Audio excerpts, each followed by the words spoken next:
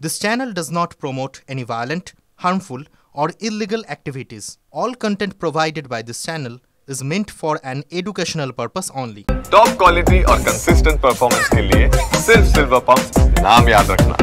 2026-এর ভোটে সিএএ এই তাস কাজ করবে বিজেপির। কলকাতায় এসে নাগরিকত্ব ইস্যুতে সুর চড়ালেন অমিত শাহ স্বয়ং। সিএএতে আবেদন করুন, নাগরিকত্ব দেব। মমতা বন্দ্যোপাধ্যায়ের নোটিশে ভয় পাবেন না। নেতাজি ইন্ডোরের সভা থেকে রাজ্য সরকারকে আরও একবার আক্রমণ করলেন অমিত শাহ। কেন্দ্রীয় স্বরাষ্ট্রমন্ত্রীর আশ্বাসবাণী পাওয়ার পরেই খুশি মতুয়ারা।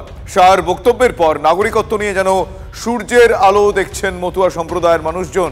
এইবার তারা নাগরিকত্বের জন্য আবেদন করবেন বলেও জানিয়েছেন রানাঘাটের মতুয়ারা।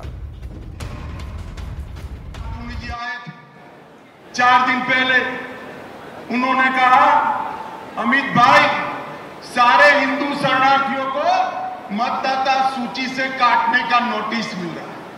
मैंने शांतनु जी को कहा है, डरिए मत, जिसको नोटिस मिले सीए का एप्लीकेशन करा दे, मैं उनको नागरिकता देने का काम।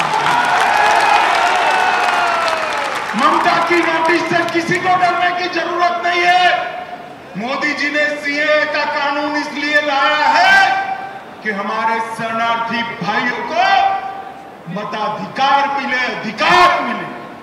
और ऑपरेशन सिंदूर में हमारी बहन के पति को मौत के घाट उतार दिया, उसको 2 दिन में हमने नागरिकता देने का काम भी समाप्त। তৃণমূল নেতা জয়প্রকাশ মজুমদার এই মুহূর্তে আমার সঙ্গে রয়েছেন সরাসরি। জয়প্রকাশ বাবু, এভাবে আজ অমিত শাহ গতকাল যেটা বলেছেন, বেশ কিছু মানুষজন তারা কিন্তু খুশি হয়েছেন নাগরিকত্বের জন্য তার এই আশ্বাস। আপনারা কি বলবেন, এই আশ্বাসে কি আপনাদের কোনোভাবে সমস্যা হতে পারে? সমস্যা কি হবে? অমিত শাহ তো একটা গৃহমন্ত্রী, ভারতবর্ষের অন্যতম গুরুত্বপূর্ণ মন্ত্রকের দায়িত্বে থেকে এই রকম বেআইনি অনধিকার কথা বলছেন কি করে? ভোটার লিস্টে নাম তোলা হবে কি বাদ দেওয়া হবে, সেটা কার দায়িত্ব?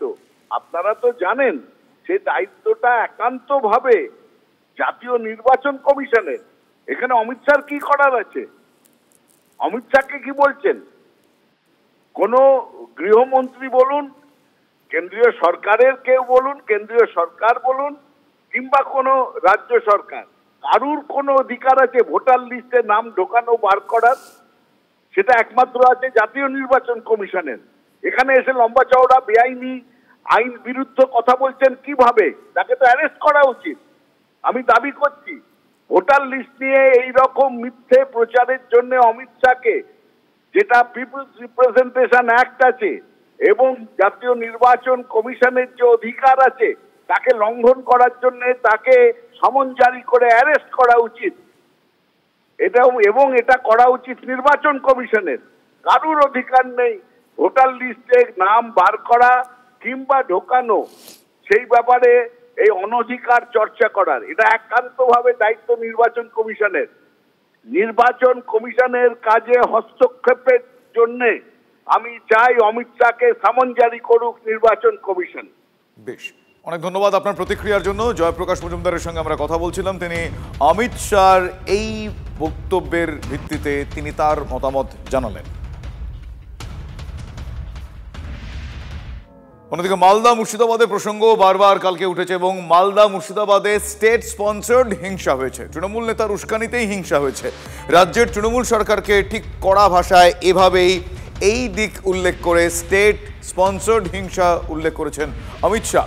তৃণমূলের রাজত্বে বাংলা এখন দুর্নীতি, হিন্দু অত্যাচারের ঘাঁটি বলে উল্লেখ করেছেন কেন্দ্রীয় স্বরাষ্ট্রমন্ত্রী। গতকাল নেতাজি ইন্ডোর স্টেডিয়ামে যে সভা ছিল, সেই সভায় এভাবে চাঁচাছোলা ভাষায় কিন্তু আক্রমণ করতে শোনা গিয়েছে কেন্দ্রীয় স্বরাষ্ট্রমন্ত্রীকে।